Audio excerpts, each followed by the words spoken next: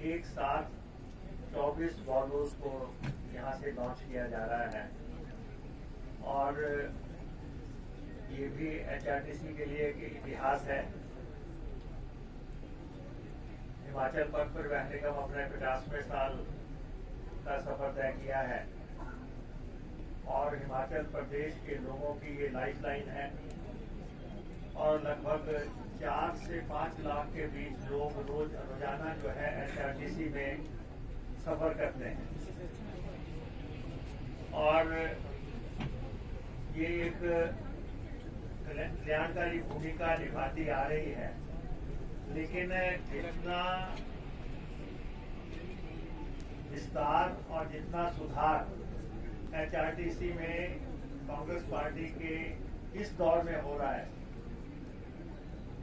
हम आलोचनाओं का हम स्वागत करते हैं।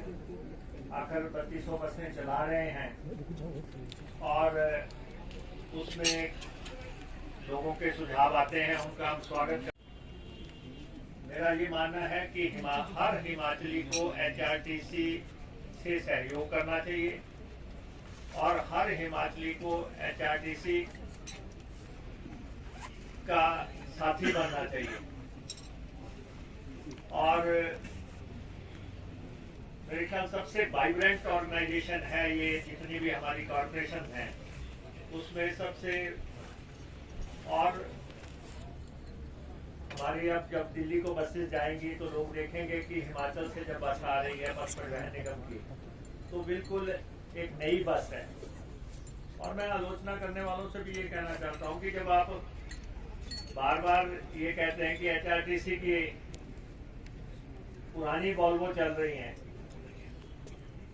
तो जब नई बसेज आ गई हैं तो इनको पूरा सामान दीजिए। और हमने पहले 225 बसें डीजल की डाली थी। माननीय मुख्यमंत्री जी के हम आभारी हैं कि हमें पूर्ण सहयोग मिल रहा है एचआरटीसी को रन करने के लिए। सरकार से जो सहयोग की जरूरत है, हालांकि समय आएगा जब एचआरटीसी अपने आप में एक वाइबल यूनिट हो जाएगी, उसके लिए भी हम काम कर रहे हैं। लेकिन हमारा फ्लीट अच्छा हो, तो 225 बसेस हमने पहले डाली सरकार बनने के बाद डीजल की, और 250 बसेस डीजल की हम अभी और डालने जा रहे हैं। बहुत जल्दी वो बसेस भी आएंगी। 297 इलेक्ट्रिक बसेस का टेंडर हो चुका है, वो बसेस भी बन रही हैं और वो भी अब आनी शुरू हो जाएंगी। और छोटी बसेस ले रहे हैं। पहले 52 सीटर बसें चल रही थी, कभी कोई 48 सीटर चल रही थी, लेकिन अब छोटी बसेस हम ला रहे हैं 36 सीटर, 38 सीटर, 39 सीटर छोटी बसेस जो कि पहाड़ के मुताबिक जरूरी हैं।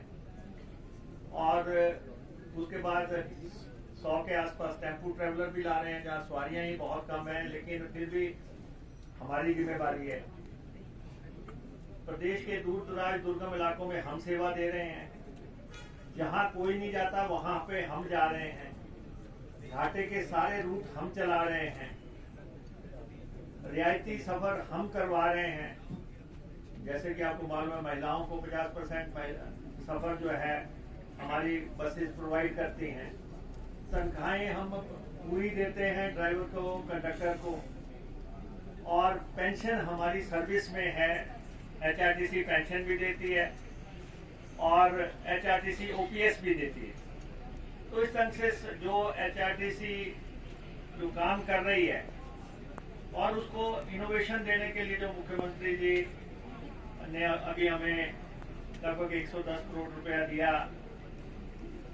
इलेक्ट्रिक चार्जर्स लगाने के लिए पूरे जगह जगह स्थानों पे, ताकि जब इलेक्ट्रिक बसेस आए तो उनके लिए रूट्स तय हो जाएं। तो वो पैसा हमें मिला है। इलेक्ट्रिक बसेस का सारा पैसा गवर्नमेंट दे रही है। डीजल की बसेस का सारा पैसा हम एचआरटीसी खुद ये भार उठा रहे हैं। तो इसलिए, लेकिन आने वाले समय में लगभग 1000 गाड़ी का नया फ्लीट हमारे यहाँ पे शामिल हो जाएगा। 1000 गाड़ी किसी भी टेन्योर में नहीं पड़ी होगी। तो इसलिए मैं हमारे ऑफिसर्स, HRTC के ऑफिसर बहुत मेहनत कर रहे हैं। हमारे ACS एंड MD बहुत मेहनत कर रहे हैं HRTC में इनोवेशंस लाने के लिए। और उसके अलावा हमारे ड्राइवर्स, हमारे कंडक्टर्स, हमने जो उनसे कमिटमेंट्स किए हैं हम पूरा करने की कोशिश कर रहे हैं। पीछे मुख्यमंत्री ने 15 करोड़ रुपए दिया, तो कुछ ड्यूज हमने उनके दिए हैं, कुछ हमें पैसा आ रहा है, हम प्रयास कर रहे हैं।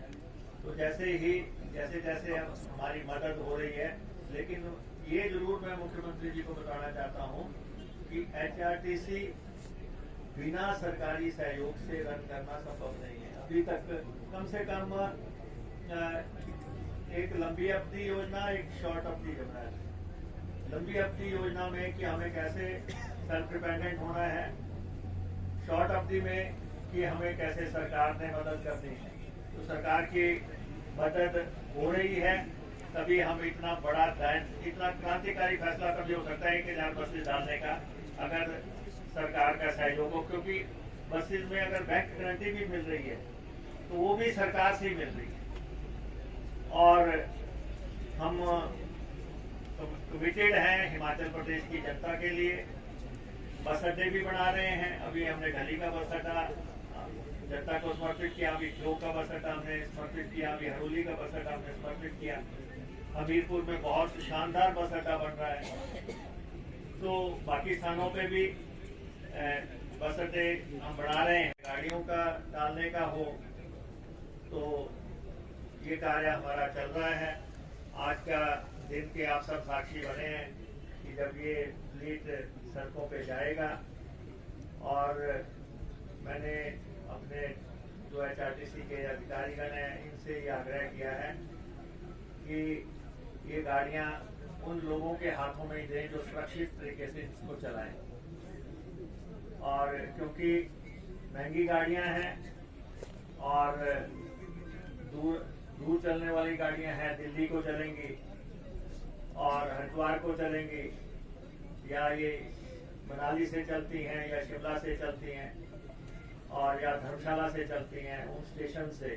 और भी जो रूट्स सरकार कहेगी, मुख्यमंत्री जी कहेंगे या हमारे ऑफिसर्स समझेंगे कि, लेकिन ये मुनाफे की गाड़ियां होती हैं, इन्हीं से HRTC रन होता है। जो हम शॉर्ट रूट चलाते हैं गाँव में वो तो बिल्कुल घाटे के रूट होते हैं, लेकिन कुछ गाड़ियां ऐसी भी हैं जिनके ऊपर हमारी इनकम आश्रित है। तो उस हिसाब से आप सब इस कार्यक्रम में आए, आपके हम आभारी हैं। HRTC को अपना सहयोग दें। HRTC आपकी साथी है, 50 साल से इस प्रदेश में चल रही है और एक सेवा दे रही है और सबको घर तक पहुंचाने की कोशिश कर रही है।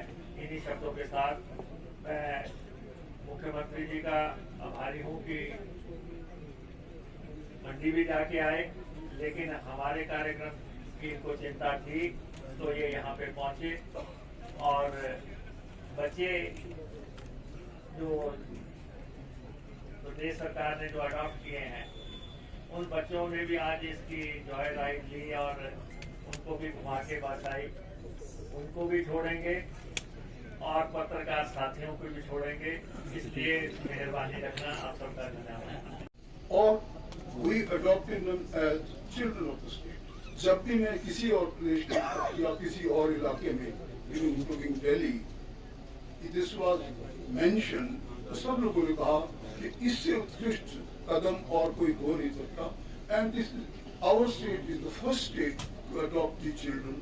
So I personally think it is a matter of great sort of not only appreciation, गौरव की बात है कि हमारे माननीय मुख्यमंत्री ने बड़ा सब फैसला किया। इसी प्रकार से जैसे उप मुख्यमंत्री महोदय बता रहे थे जी कि भाई ये छोटे छोटे रूट्स तो जो होते हैं ना, इनमें कोई खास रेवेन्यू नहीं आता। कभी मैं देखता हूँ साहब जी हमारी बस जिंदगी, अच्छा फिर देखता हूँ बंदे 4 बैठे हुए, फिर मैं दूसरे दिन फिर चेक करता हूँ, इस दिन 2 ही बंदे, तो कहाँ से उसका रेवेन्यू होगा। तो जो आज का ही कदम है 24 हमारी वॉल्वो का, ये उसी दिशा में एक बहुत सार्थक कदम है जो नजीम साहब ने और उनकी पूरी टीम ने संभव किया है। I must really compliment the whole RTC और RTC and the entire staff under